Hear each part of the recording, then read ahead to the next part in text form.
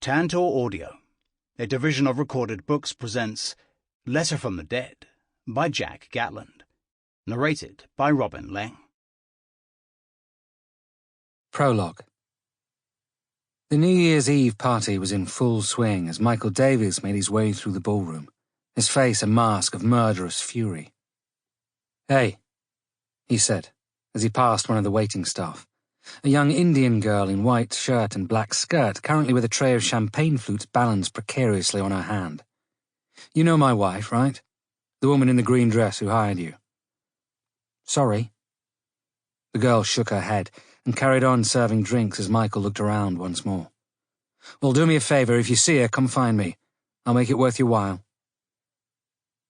Walking on from the girl, Michael continuously scanned the partygoers for any sign of his wife, but it was too crowded to gain any kind of view from this level. He needed height of some kind. Men in tuxedos and women in evening gowns were visible as far as the eye could see, and all of them were in his way right now. Indeed, Michael himself was wearing a tailored tuxedo that was worth most people's salaries, his thinning hair swept to the side. He looked like James Bond, even if he didn't currently feel like him. Pulling at his collar, he wished he could loosen it, even for a moment. Michael wasn't really a fan of collars, especially tight ones, a throwback from his years of political activism on the far left of the party. But apparently under Blair's new Labour title, Labour MPs wore tuxedos now. That said, Michael could see that only half of the men attending the party had bothered to wear bow ties, instead preferring the newer trend of wearing black silk ties with their suits. Michael hated people who did that, almost as much as he currently hated his wife. Still, at least the party was going better than the previous year's one. The looming threat of Y2K and the Millennium Bug had half the guests staring nervously at their phones for most of the night, while the other half loudly complained at not being invited to North Greenwich and the newly opened Millennium Dome, where they could have stood with 10,000 other people, including Tony Blair and the Queen, watching Mick Hucknall and the Cause. Personally, Michael couldn't think of anything worse, and he was secretly overjoyed that the whole bloody thing had become an expensive albatross around Blair's neck. Maybe Blair didn't come this year because Blair knew he would take the piss. Yes, that was probably it. But secretly, Michael suspected that Blair wasn't showing up, wasn't taking Michael's calls, because he'd heard the rumours about Michael, and more importantly, where his funding money was going from now on. And Blair was probably chewing off heads of advisors over it. Devington Industries was a major donor to the party right now. To have them pull support could create a wave of similar decisions, possibly fatal in an election year. A man in one of those godforsaken tuxedo-tie combos staggered over to Michael, weaving his way through the crowd with what seemed to be either expert special awareness or, more likely, drunken obliviousness. "Michael!" he cried out as he fell against his newly found friend. "Excellent party. Tons of toddy. Love it." Michael forced a smile and ever so slightly nudged the drunken man away from him. 30 years old and with a full mane of lustrous blonde hair, Charles Baker looked more like a movie star than a member of Parliament. But a Labour MP he was, having won the Lower Denham seat from the Conservatives in the 97 election. In fact, he was one of Blair's golden boys, allegedly earmarked for top things down the line. If it wasn't for the fact that one of those rumoured top things could be leader of the party, and therefore possibly Prime Minister if Blair failed to unite the party before next year's general election, Michael would have told the hideous bore to piss off and annoy someone else. "Thank you, you're so kind," Michael replied, behind a plastered-on fake smile. Charles leaned in, rubbing some telltale white powder from his nose. "A little birdie says that this is the last of your bashes, that you're pulling your support. Is that the case?" Michael shrugged. "Depends what Blair decides the manifesto is going to be. You know, if he keeps to his promise at the conference." "Oh, come on, don't be a bore," Charles loudly exclaimed to the room. "We're in power, that's what matters." "You don't think socialists should have a voice?" Michael asked, getting seriously irritated with the drunken idiot in front of him. "I don't talk politics at parties like this," Charles mumbled, spying a young brunette across the room. "I talk totty. Shame they're all stick-thin, though, you know? I prefer them a bit stockier, like your sister-in-law." Michael tried to move away again, but even though Charles had locked on to a new, more feminine target, he seemed to be focused on currently making Michael's night a living hell. "You could fund me," he whispered. "Screw Blair. We could change the narrative together." "But surely if I'm as far left as you seem to think, you're a little too centrist for me," Michael replied, his tone almost mocking in nature. "You'd be surprised," Charles said, tapping the side of his cocaine-covered nose. "I'm more a Bennite than a Blairite." He was referring to the elder statesman Tony Benn, who, although supportive of the current government, was critical of some of their acts. The bombing of Iraq 3 years earlier causing him to be very outspoken. There was talk around that he was so unimpressed with the current state of the party that he'd be stepping down as MP at the next election. Michael looked at Charles, trying to work out how much of this was spoken in jest or whether drugs and alcohol, most likely supplied by one of his fellow MPs, were loosening Charles Baker's usually well-locked-down lips. "I hear you're openly funding Shaun Donnal," Charles said softly. "Don't believe the rumours," Michael replied. "First rule of politics, dear boy," Charles said, irritating Michael. He wasn't Charles' boy. They were the same bloody age. "Buy the rumour, sell the truth." "You're giving me motivational sales quotes." "Same bloody thing." Charles tried to smile, but it came out more as a leer. "Anyone who thinks that politicians aren't salesmen doesn't understand how politics work. Anyway, I'm not sure that Shaun's your boy. His morals are questionable." "I know exactly how moral or immoral Donnal is." "Yes," Charles mused. "You probably know that better than us right now." Michael forced himself to bite back his first response to this. Of course Charles knew. They all shared the same bloody office. "Maybe I'll pick Andrew instead." "MacIntyre?" "Sure, I suppose that could work," Charles mocked. "I could get him right now for you if you want. He's currently in the cloakroom ramming as much gack up his nose before the fireworks go off." Michael indicated Charles' face. "You seem to have been joining him." Charles rubbed at his nose. "Oh, just keeping him loyal, that's all. This stuff does nothing for me. I was born with a natural high." "Well, we can always discuss my plans for candidate funding in the new year," Michael said, looking around again as he changed the subject. "I don't suppose you've seen Victoria, have you?" Charles waved vaguely towards the stairs at the back end of the ballroom. "I think I saw her going upstairs about 10 minutes back, staring at her phone like it was about to go off. Boom." He made an expansive explosion gesture with his hands, accidentally knocking into the Secretary of State for Social Security. "Sorry, darling," he slurred, placing a hand around the shoulder of his bemused new companion while waving his other hand. "I was talking to—" But his words trailed off as Charles looked around to see that Michael had gone. Michael was in fact already at the stairs, making his way up them 2 at a time. He wasn't the fittest of men, and there were a lot of stairs in this double-height ballroom, but his anger spurred him on right now, almost barging past the security guard at the top of the stairs. "Sorry, sir," the guard said. "Only cabinet members and major donors passed here." Michael looked at the guard, as if examining something under his nail. He was big-built, but this looked more due to the repetitive nature of pasties rather than pull-ups. "Have you seen any cabinet members here?" he asked. "I mean, apart from the low-level ones that nobody gives a damn about." The guard took a moment to look back down at the party before turning back to Michael as if actually looking for some. "Well, that's as maybe, sir, but unless you're— I'll tell you who I am," Michael hissed as he leaned in closer.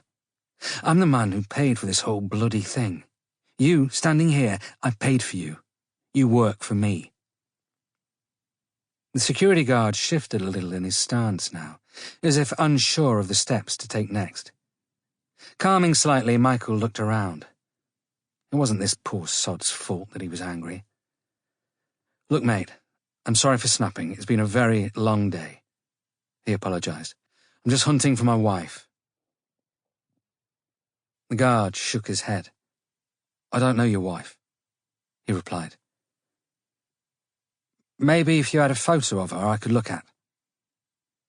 Michael was already pulling his wallet out, opening it up, showing the guard the photo behind the small plastic screen in it.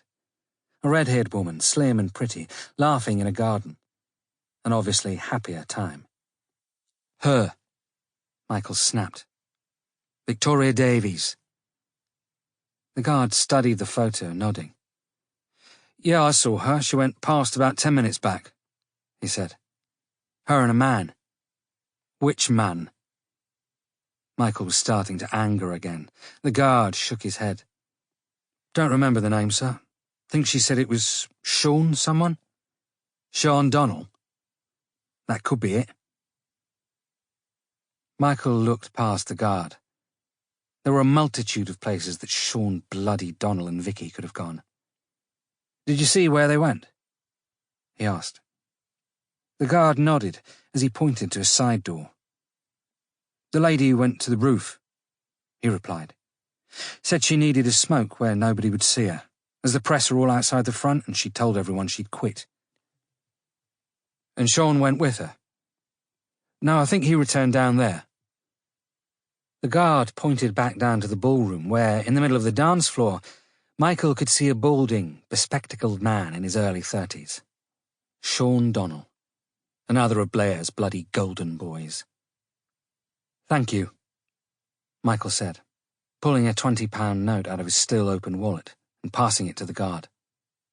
"Don't let any of the guests pass until I return, right? But the toilets, they can piss in the car park." Michael's voice was filled with venom as he stormed past the guard and towards the side door leading to the roof. Nothing today had gone as planned. He'd agreed with Labour HQ back in September, during the party conference, that he would hold the Labour New Year's party here at Devington House. Blair himself had confirmed this, but Prescott, bloody Prescott, had convinced him that perhaps seeing their representatives living it up like toffs wouldn't go down well with the proletariat, and so Blair, Brown, and all of their little hangers-on had all decided to hold a far smaller event at number 10 instead, with that guitarist from Oasis, and some of the cast of EastEnders, bloody EastEnders of all things. Michael hated Prescott too. That was a man who was pissed off that Michael was planning a movement within the Labour Party that wouldn't have him in it. He pulled out his phone, dialing a number on it. "Sir?" The voice of Francine Pierce, his PA, spoke through the speaker. "Where are you?" he asked. "To be honest, I'm not sure," Francine admitted. "There are so many bloody rooms here." "When did you get here? I've not seen you." "Well, maybe that's because you've been too busy shouting at the kitchen staff and not looking." Francine's voice was terse. "I was here before the guests turned up. What's happened now?" "She's missing again," Michael hissed. "Find her before I do, because I'm going to bloody well kill her." And before Francine could reply, he disconnected the call, slamming the phone into his jacket and continuing towards the roof. If Michael had paused and actually looked around, he'd admit that it wasn't all bad. There were a large amount of Labour MPs and donors here, but the problem he had was that none of the important ones had attended. And with rumours flying of a general election in less than 5 months, and Labour doing badly in the polls, Michael had wanted to at least be seen to have the ear of the Prime Minister before Blair was booted out of office by the Tories, and Michael had to start the same damn dance all over again, building someone new to face William sodding Hague of all people. Instead, he was hunting around the building for his adulterous slut of a wife. Victoria Davies was standing on the square, flat roof of the eastern wing of Devington House. staring down over the parapet edge at the multitude of expensive cars parked alongside each other on the gravel drive. Stunningly beautiful, in an emerald green dress, her long red hair complementing both the clothing and the expensive emerald necklace that she wore around her neck, she looked no older than 20, although she was rapidly approaching 30, a landmark that filled her with dread. It was a cold, clear night, but she didn't feel it, and she kept glancing repeatedly down to the phone in her hand. A Nokia 8890. It was a slim plastic brick, a sliding cover hiding the buttons of the keypad. She had wanted one ever since she'd seen Keanu Reeves use one in The Matrix. Sometimes she'd even look out of the window, wondering whether she was in The Matrix right now. Wondering if there was any way to escape this mess that she'd gotten herself into. She looked down at the phone again. The text message was still there. I know everything. Meet me where we made the pact. Victoria had assumed the message meant the roof. It was where Shaun had first expressed his love for her. But now she was starting to worry that she'd picked the wrong location. There had been so many stolen moments in so many locations. The door to the stairs opened, and Victoria turned to see Michael emerge, letting the door slam behind him as he walked slowly towards her. No, not now. Please, not now. There you are. I've been hunting everywhere for you, he said as he approached. Needed some air? Nervously, Victoria nodded. Felt a little sick, she replied. Probably the caviar. Michael nodded slowly as if considering this. He pulled out a cigarette, lighting it, taking a couple of puffs, allowing the silence to stretch. You've had that happen to you before, and caviar can be a rich food, Michael replied, matter-of-factly. But it's probably more the morning sickness. I mean, I've heard that can be a bastard. Victoria's face paled as she tried to mentally backtrack towards a new conversational path before realizing it was too late to bluff this one out, as Michael continued. I hope you're not high again, darling. Playing with benzos and K would be a real bad thing to do in your state. I'm not, I'm clean. Who told you? She eventually asked. Michael shrugged. Does it matter? He replied. Victoria forced a smile. Well, I'm glad you know our news now, she said, moving towards him. I wanted to tell you after the party. You've been so busy, and is it mine? Michael asked, cutting her off.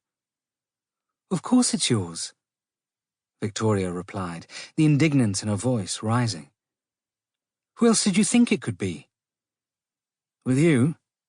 I never know. Michael looked around the roof, tears now building. Whether they were tears of joy, sadness, or anger, Victoria couldn't make out. But if it was me, it'd be a bloody miracle, like a Jesus Christ-level miracle. Why? Michael looked back to Victoria, holding her gaze for a long moment before he spoke again.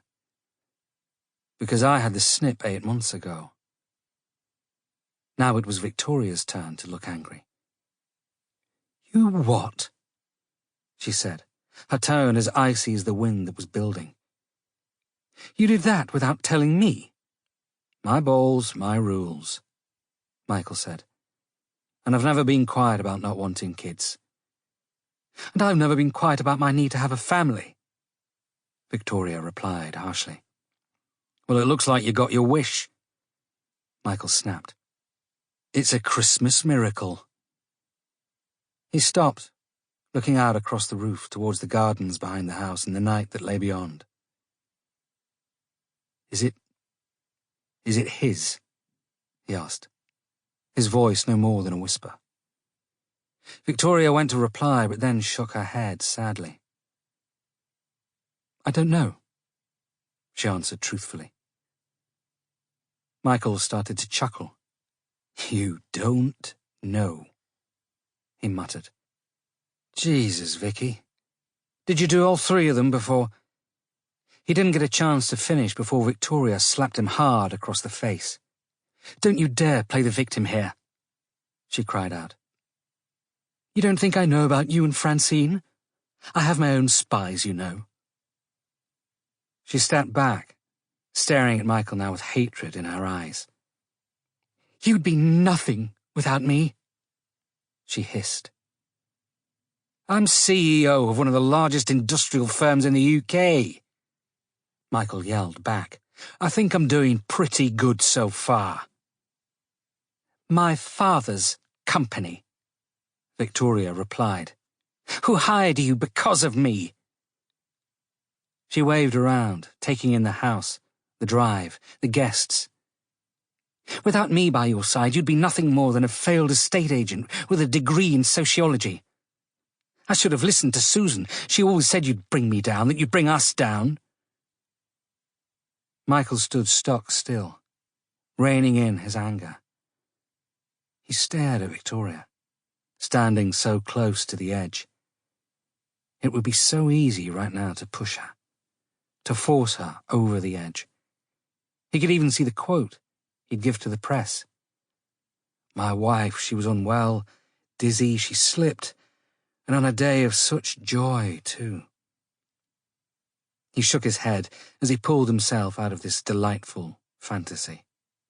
Screw you, he said as he tossed his half-finished cigarette to the floor, stubbing it out, crushing it beneath the heel of his shoe before he turned and walked back to the door to the stairs.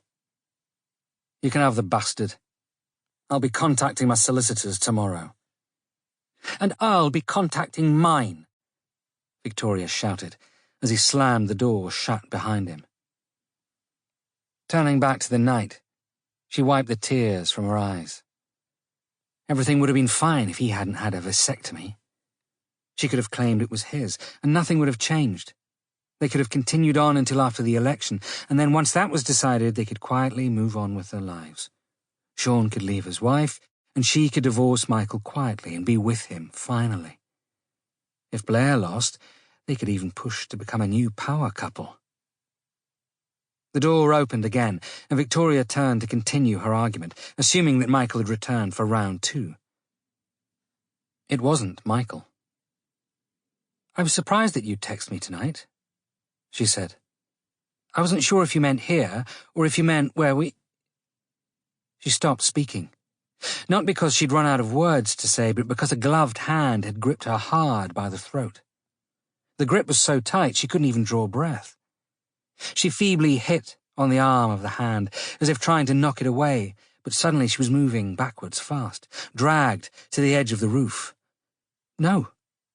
She tried to say it with her eyes. No, please, I love you, don't do this.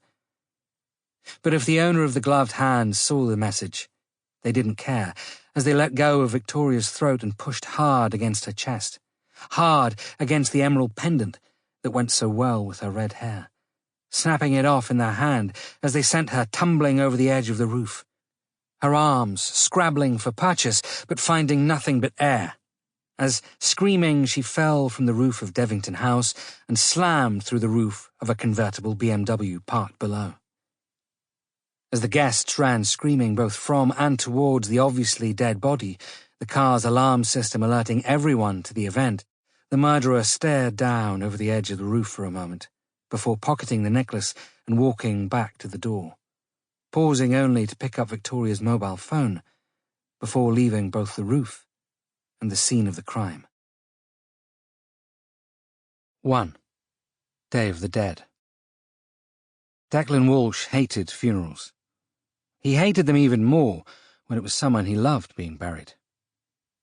When it was someone he sort of knew, he could find reasons to not attend, or to turn up late, hang around near the back, even bypass the whole event and appear at the wake, pretending that he had been there, and that they just hadn't seen him. But when it's your father that you're burying, it's a little harder to do.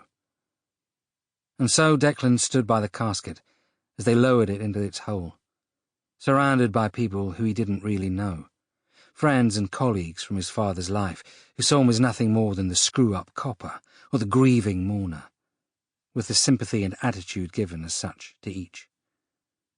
Declan wasn't grieving, though. Declan was angry. Patrick Walsh shouldn't be dead. The coroner had claimed that it was an accident, but Declan had managed to get hold of a set of copies of the case notes from a friend in the pathology office. Patrick Walsh had apparently died when his car, caught in terrible weather and en route to Maidenhead, had spun out of control down a winding country lane in the middle of the night, flipping over as it clipped the edge of the road and coming to a rest on its roof, 15 feet down a slope that led away. Patrick, smashing his head against the steering wheel with enough force to shatter his nose, had apparently died instantly as his heart gave way. There were those that blamed the slippery roads, or maybe the conditions of the day. There were also those that blamed the brakes on the car for not being at their best that night. And then there were the ones that believed that Patrick had simply suffered a heart attack while driving. The ones that shrugged, held up their hands and said there's nothing that could have been done. Declan Walsh knew that something could be done. The truth would come out. His father wasn't just Patrick Walsh from accounting. He was the recently retired Chief Superintendent Walsh of the Metropolitan Police.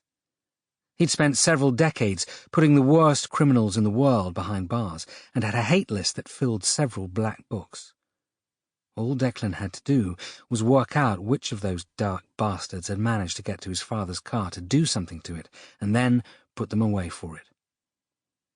This was harder to do, though, when you were under suspension.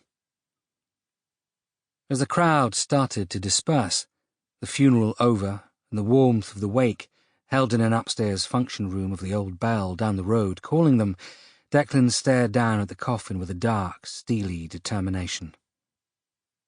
"I'll get them for you, Dad," he muttered to himself.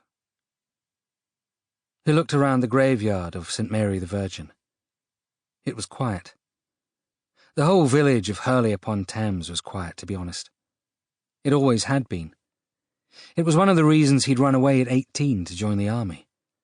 Since then, he'd only really returned for marriages, birthdays, Christmases, and funerals. Like this one. Across the whole stood 2 mourners. The first, a woman in her late 30s, her blonde hair pulled back into a ponytail, stared into the grave with tears running down her eyes. The other mourner was a teenage girl, no older than 15. Her hair was currently cut short and blue, her black glasses chunky and unneeded. She smiled at Declan, a sympathetic smile that didn't quite reach her eyes. He made his way over to them. "Thanks for coming," he said softly. Elizabeth Walsh looked up from the grave, wiping her eyes with a handkerchief. "Of course we came, you idiot," she replied. "I loved the old sod, and I wasn't going to stop Jess saying goodbye to her grandfather." Jessica Walsh gave her father a hug. "You doing okay?" she asked. "I've been better," Declan replied honestly. "You guys going to the wake?" Elizabeth shook her head. "I don't think so," she said, looking back to the leaving mourners. "Most of them are police. Your world, not mine anymore." She looked at her daughter. "Besides, Jess has a test tomorrow." She looked back to Declan, placing a hand on his shoulder. "You should go," she finished. "It might be good for you." Declan shrugged. "I'll see." Elizabeth nodded, and looking to Jessica, the 2 mourners turned from the grave and started back towards the church. "Hey," Declan called out, pausing them. "Maybe I could see Jess on Saturday?" Elizabeth frowned at this. "It's not scheduled." "I know." Declan looked to the grave. I could really use something right now." Elizabeth looked at her daughter, who nodded eagerly. "Email me about it," she replied, and the 2 continued on. Declan was about to follow them back to the car park when he saw that he still wasn't alone. Sample complete. Ready to continue?